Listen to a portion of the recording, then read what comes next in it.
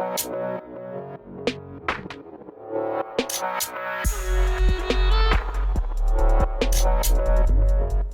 guys and welcome to the channel. This is Paper Rule. In today's video I want to update my best build for Druid Open World PvE.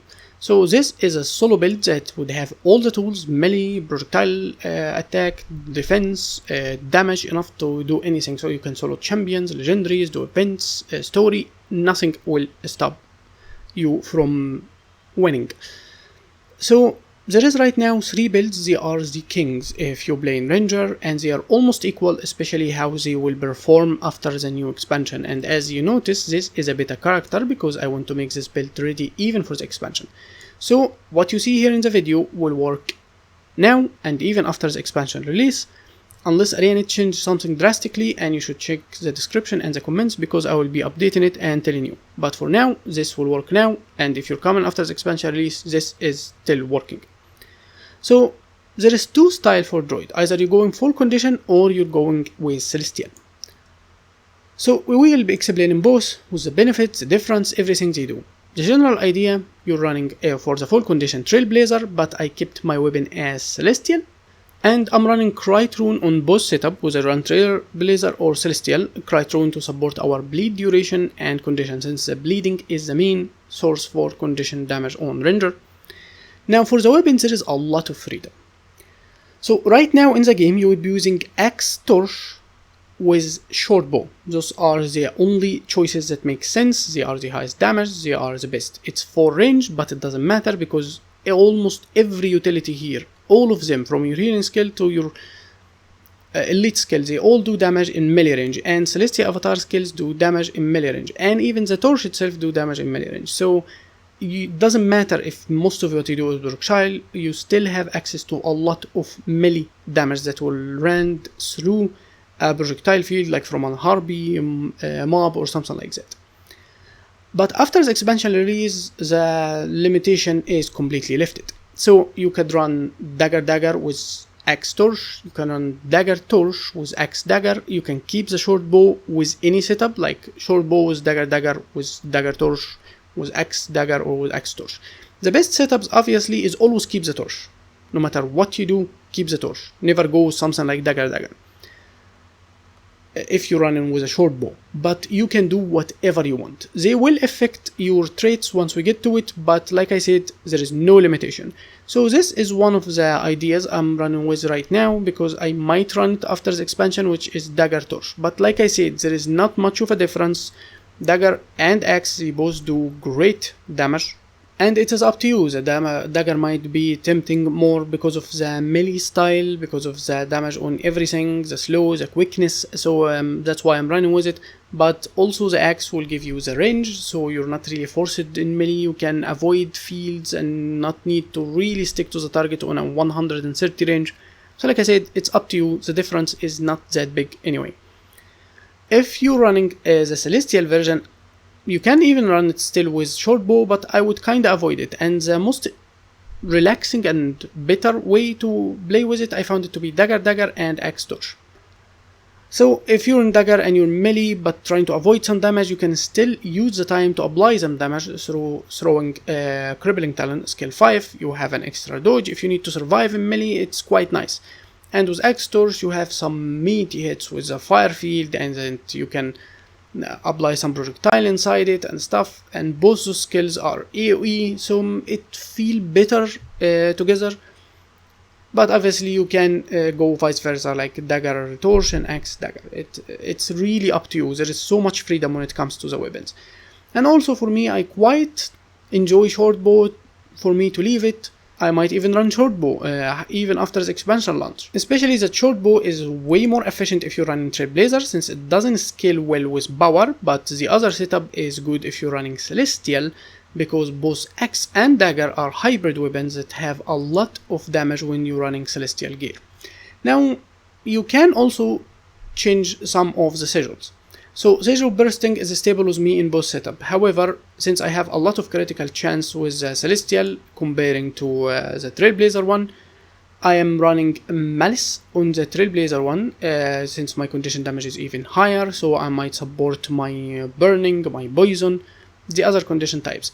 And I'm running Earth since it counts on critical hit trigger for my Celestial style. It will trigger 6 seconds of bleeding on an enemy on a 2-second cooldown. Obviously those 6 seconds are severely increased by my bleed duration, so it's very good against especially single targets like champions and legendaries.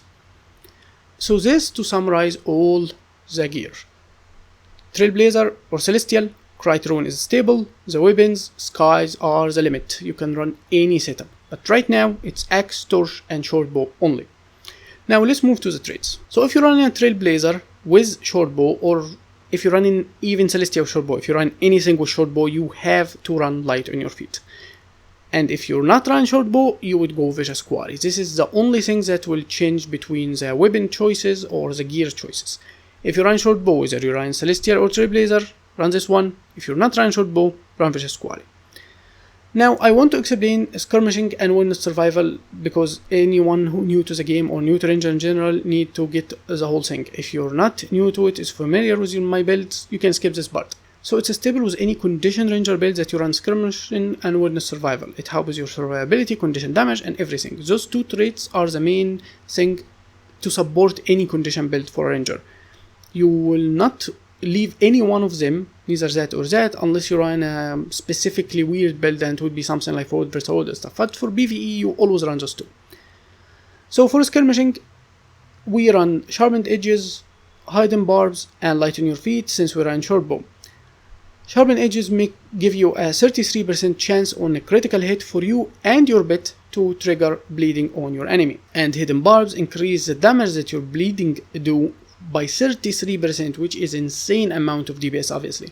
The trait light on your feet for your short bow will give you this effect with the same name, light on your feet, that will happen every time you dodge or use quick shot, the skill 3 on short bow. It's a stackable effect that will give you 10% damage and 10% condition duration as long as it is on you. The trait also will give you, make your short bow piercing through target, so you don't only hit the first one in front of you. That's the main reason why it's necessary, and also it will increase the amount of damage you do while flanking. But remember, in the game now, you are considered flanking in any enemies that have a defiance bar. It doesn't matter if you're standing behind them or in front of them. For normal mobs, flanking is still the same, which basically any point you hit the enemy from beside the 45 degree in front of them. And also it will add a little bit to your condition, so it will increase the duration of the flanking and will add to it. For example, this skill have 10 stacks of vulnerability, only because we have this. Light on your feet, you see the vulnerability is gone, and all the other damage is reduced. Only 7k for poison, less than 1k for blade, but once we bought it again, 1k 600 and almost 9k of poison. And reduce the cooldown of your short bow skills and also make it pierce, so it's necessary. It's a must have if you run short bow. If you're not running short bow, you can run Vicious Quarry, which means Fury will give you an extra 15% critical chance and will give you 250 ferocity. And we have a lot of Fury in this build because of wilderness survival. So if you're running Vicious Quarry and I get Fury, as you can see, it's 51% critical chance, and that's on Trailblazer. If I'm running Celestial, this number goes to almost 75% critical chance, which is quite nice. Now the minors giving you, every time you switch weapon, you will get Fury, you will get Swiftness, and also you have, when you flank, an extra damage and critical chance. But right now, any boss or anything with a Defiance bar will count as flanking all the time, which means even for short bow, you will have the higher amount of damage and efficiency every time you're fighting a boss. It doesn't matter where you stand, there's no complications. Now, for Wilderness Survival, we're running Child of Earth, Ambidexterity, and Wilderness Knowledge. So Child of Earth for Druid is very good because it will give us damage. Once we get to Druid trait, you will see why it adds to our damage. And we already almost at 100 or even kinda surpassing it for bleeding duration, so it will be quite a ways to go for something like this for danger to gain more expertise for your condition duration. But it is quite up to you. And besides, it gives slow and cripple and immobilize, and it's a condition cleanse, and it gives Fury, so it helps even with Defiance bars. It's quite packed, so I'm running with it. Ambidexterity give us 120 condition damage always, and 120 if you're running dagger or torch, which means we don't have it in short bow, but if you're not running short bow, you would have it on any setup because you would have either a dagger on one hand or a torch in another. you will always have the extra 120, and it lowers the cooldown for the dagger and torch skills by 20%. Now lastly, for wellness knowledge, it gives us fury on survival skills and cleanse condition from it. So if you want more damage, obviously you would go with something like Poison Master. So every time you use a beast skill, you would gain the ability to give a poison damage later, and also it will increase the poison damage you do. So with it, as you see, I can do 1k 300 here poison, and without it, it's only about 1k 100. So for better DPS you would run this, but in PvE, to make a perfect build, you always need condition cleanses and you always need stun breaks, or mobs will kill you. This is not a build when you're carried by a support in a raid or a strike when you go full DPS. No, you need the build to be balanced, so that's why we still run with this. Besides, even if you run around something like Vicious Quarry, you still need some amount of fury, and this is a source for fury. So it might be tempting to run it with a full condition build, but not at least with a celestial build. For the minor, they are all about dodging. You can dodge faster 25% because your endurance, this yellow bar, will recover faster 25%. Every dodge, no internal cooldown, will give you and your bit protection, and it will make protection heal both of you from rugged growth on an interval per second. So it's some sustain, some tankiness, and it helps you a lot. Now, like we said, those two traits are stable. This exact look of traits are stable, and you only change things according to what you want different. If you not trying short bow, you go with a quarry. If you want more damage, you don't care for condition cleanse, for whatever, you run something like Poison Master. It's really up to you. If you're low on expertise, you could run this for danger, especially if you're not running druid, since this trait will not give you damage. But this is the stable form. I run with it for all my build practically, unless there is a need to change anything. Now for druid traits, ArenaNet have given us in the last batch the best change to DPS druid. Amazing changes here, unlike something for World vs. World or whatever. We're talking about PvE now. So the third line, the bottom line of all of your choices here is about condition damage. The first one is a new trait called Blood Moon. So Blood Moon have 8-second cooldown, that every time you enter City Avatar you will cause 1 second of daze around you. However, that's all what the internal cooldown do. After that, you will trigger in PvE 2 stacks of bleeding every time you disable or immobilize an enemy. No cooldown, nothing. They can happen even at the same time. So entering City Avatar will cause around you in a 300 radius already to cause bleeding. Triggering a skill like this, it will cause the extra bleeding from the immobilize. Glyph of Equality for the days, it will trigger it. Every immobilize stack will happen from the entangle, will cause it. Short bow 5, short bow 4, like we said here, Child of Earth, since it will trigger a single immobilize once you heal yourself because of less muddy terrain, it will trigger this bleed. So everything you do, whether it's immobilize or disable like stun, daze, knockback, lunge, it will cause this trait to trigger. The only bit that works with it right now, as of making this video, is Jacaranda's Roots. No other bit, whether it's CC or Immobilize, I have tested all of them, does not trigger this trait. So this trait is amazing. It gives you a lot of potential around you and cleave something like Stun and Break, only giving the enemies around you close to 5k DPS. And obviously on my legendary gear, it's about 5k. But right here we are in a beta character. Now the second trait is Natural Balance. Natural Balance is barely about time that you need to be very accurate in rotation when you enter City Avatar of cooldown and exit City Avatar before it run out, and still kinda fall, which something I don't enjoy about it. The trait itself gives us 10% condition damage, 10% condition duration, and it lowers the incoming damage on us by 10%, which is quite nice to protect us inside City Avatar and outside of it. But like we said, even if you enter immediately after the buff disappear, as you can see, it's barely possible. That's obviously depending on you be filling Celestia Avatar in real situation very fast. But it is the only thing for DPS here. We don't need the protection from glyphs. You can run it, but you're gonna lose the damage from it, so I don't really find the need to. But we're running 2 glyphs, so basically using any glyph will give you protection, which will help you tank even more and will even heal you and your bit the bit you're given protection from here because of trait rugged growth. And you can also run stills for repositioning, but there is no need. You can survive any situation. You don't need this much tanking or anything. You can run natural balance. However, I would choose between natural balance and verdant itching, but I wouldn't consider the stills honestly in PvE here now.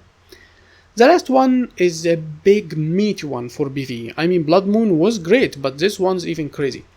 So the trait is called Eclipse, and it put a condition on every celestial avatar skill that you use. So normally this first skill, it will give heal and have a bigger radius. Now it's better than it used to, but will put vulnerability. So in normal rotation you will never use it. However, the other 4 skill will have use for us. The main damage comes from skill 2, 3 and 5. So skill 2, Seed of Life, will give poison and blind on enemies around it and will cleanse condition for you. Skill 5 will give basically 4 pulses, and 3 from them happen first and then a meaty one that happen later, which kinda make it considered like 4. However, it will give burning on every hit and power damage. And on the last hit it will do huge power damage, and then will do the 3 stacks of burning that did again, all of them one time, so 6 stacks of burning. And it will be pulsing slow and cripple, and lastly will apply an effect called the Black Hole. This effect will trigger a 4-time immobilize on the enemy, and every stack of immobilize, remember, will trigger Blood Moon. So this is how the skill look like. Enter Celestial Avatar, cause the days around me, and you can see balls per damage and the final damage. It will give stack and mites on every balls, and it will balls cripple, slow, and will give you initial start of stability, and will balls burn for every one time. For 5 targets around you, 360 radius, and the last hit will cause the 3 stacks of burning at the same time, and will trigger the Black Hole effect, which is 4 times immobilize. It's written 5, but actually the immobilize happen after the effect lands, so it's 4 times only. And you can see the hit in reality here. And once it landed, 2, 3, 4 times applied the bleeding. So as you can see, skill 5 is backing a lot of damage and a lot of value.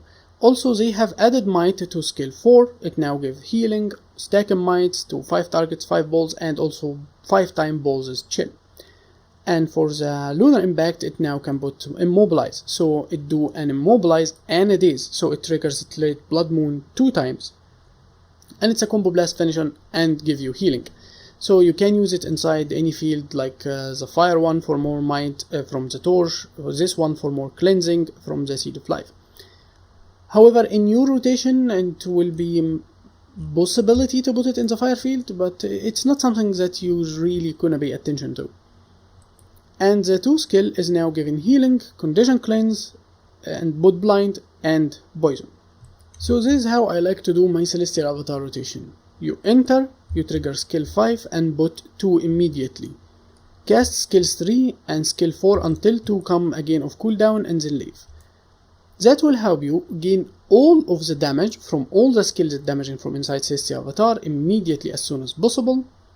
You will get the buff, basically triggering this hit from all its damage. This one can be casted while doing something else instant, so you can put it to trigger the poison, and you gain the 2 stacks from this one, some chill to help with breaking defense bar and might, waiting only to apply the poison from the other one. And then leave. You have no use for this one, it only put vulnerability, and in this case you will be having some decent amount of might. You will apply a lot of damage and also gaining some healing while inside Celestial Avatar. This is basically how I do it. 5 while 2, cast 3, and once I can cast 2 again, I leave. The miners are giving you 8 energy per interval for 10 seconds to help fill Celestial Avatar even if you're not healing anything or not damaging anything.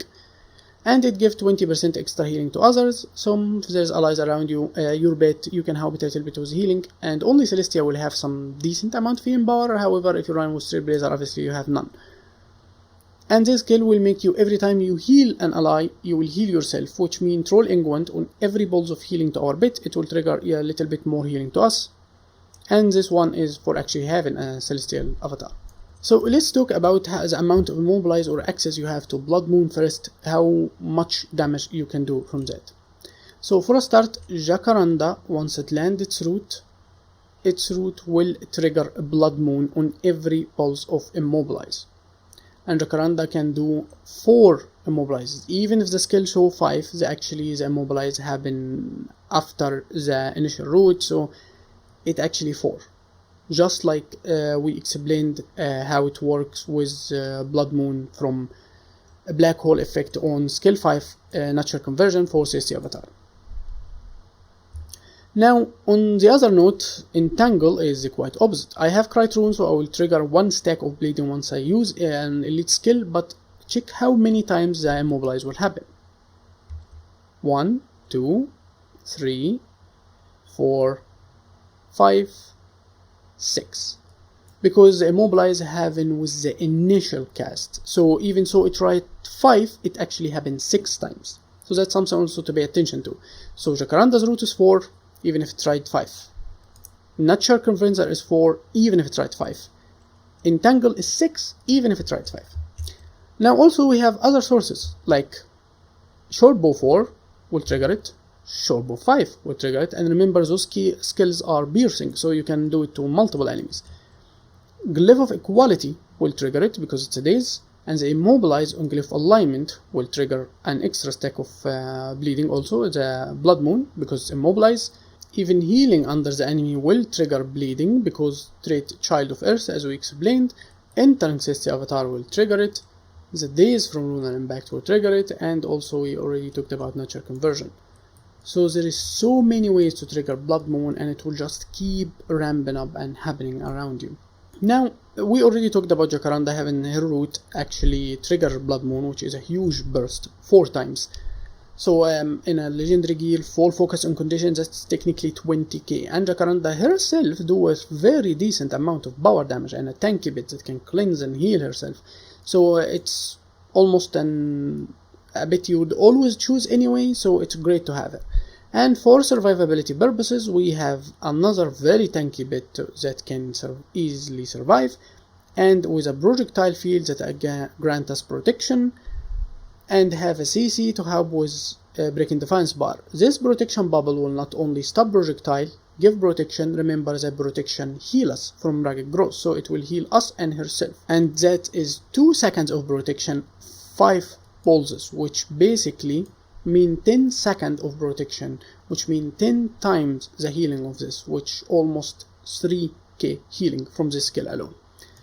Now for our skill choices, we obviously run with Troll Engwent. It is the highest healing skill, and every pulse of healing will trigger this trait since it will heal our bit, so it will give us an extra healing too.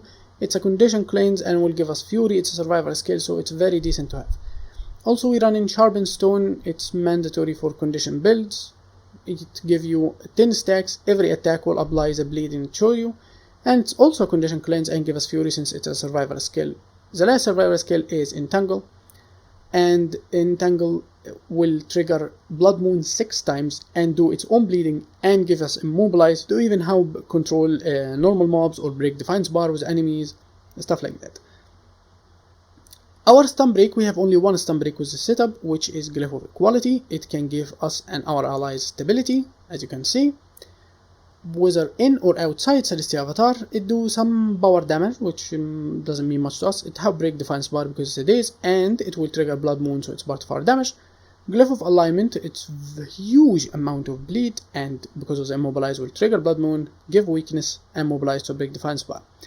Inside Celestial Avatar, this one will cleanse the condition if needed, and this one will cleanse from both from multiple allies and also give healing. And remember, I'm on Trailblazer and it's already more than 3k healing. If I am on Celestial right now, this number is a little bit more. So we don't have this much healing, but if you need it, it's like an extra healing skill with condition cleanse, so you can adapt to different situation, whatever you need to do. So let's talk about rotation. First thing you need to pay attention to, whether it is your roots entangle or your bit roots for Jacaranda, or even the black hole effect from skill 5 on Celestia Avatar. Make sure the boss or your enemy will stand inside them, so your bit is standing next to it, so it keep hitting it and not move all around the place if possible. This is a downside for this idea, because if he miss it, it will not trigger the immobilize on the enemy, which means will not trigger a blood moon effect. Keep that in mind, and that will be the rotation. So simply you start with your root, Jacaranda's root, spam your skills like that for the weapon, move to the other weapon. Once you're done with your skill, do the Celestia Avatar rotation that we explained a moment ago. Skill 4 until 2 come off cooldown, use it, use your skills again.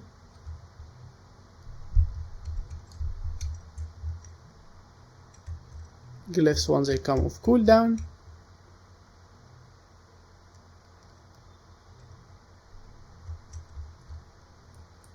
Celestia Avatar again.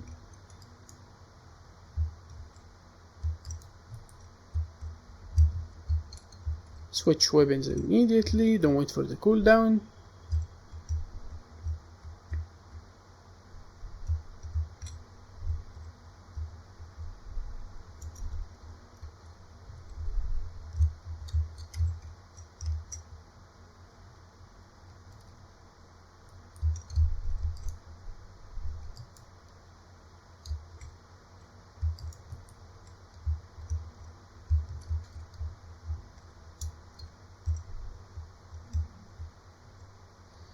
So as you see, unsupported, no quickness, barely have any might, anything, and with some exotic gear, not my own setup, no food, and I am surpassing 13k easily and even 14k at some point.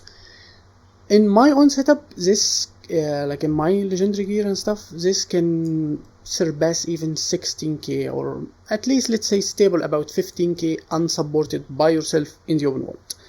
It is very, very decent, very good. You will lose some damage if you run into Celestial, but at least you gain some healing. However, your bit will always tank for you. You don't need this much, and the extra toughness will help in general. You have a lot of healing. If you're cornered, you can simply trigger this skill for more healing. So you don't need to run Celestial with this setup. When the expansion launches, you'll be able to run X-Torch with Dagger. So you would replace the short bow, and you would choose Vicious Quarry for more damage from the Frosty itself. So it's a good choice. However, as you can see, we have a lot of condition.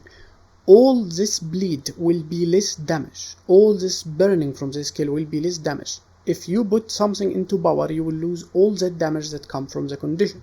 So like I said, the choice is yours. You want to run it with Celestial, especially after the expansion, go with it. You want to run it with Trailblazer, you go with it. This is how the build look like. If you run short bow, this is how it look like if you don't run short bow.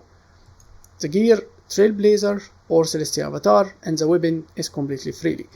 Ask any other question if you want in the comments, and I will be making the other builds for the Untamed and so, and I will be comparing the best builds in order to help you choose which one you want to main if that's something you're interested in. That's it for the video, and I will be seeing you next time. Peace.